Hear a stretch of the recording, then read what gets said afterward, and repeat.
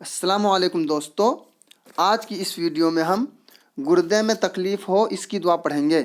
یعنی اگر کسی شخص کو تکلیف ہو رہی ہو، گردے میں تکلیف ہو رہی ہو اور اس سے وہ نجات پانا چاہتا ہو تو پھر وہ اس دعا کو پڑھیں۔ سورہ قریش کو ایک دفعہ پڑھ کر کھانے پر دم کر کے مریض کو کھلائیں۔ سورہ قریش کسے کہتے ہیں؟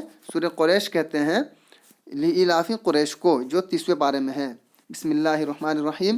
لإلاف قریش إيلافهم رحلة الشتاء والصيف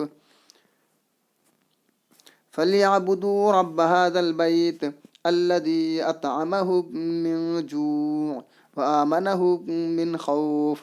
پھر سے ایک مرتبہ ہم اس آیت کریمہ کو پڑھیں گے۔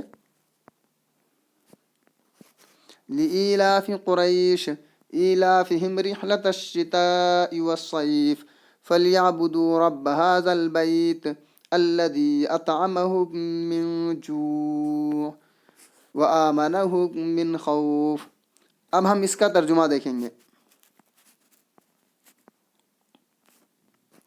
قریش کے مانوس کرنے کے سبب، یعنی ان کو جاڑے اور گرمی کے سفر سے مانوس کرنے کے سبب، پس لوگوں کو چاہیے کہ اس نعمت کی شکر میں اس گھر کے مالک کی عبادت کریں جس نے انہیں بھوک میں کھانا دیا اور ڈر خوف میں امن و امان دیا۔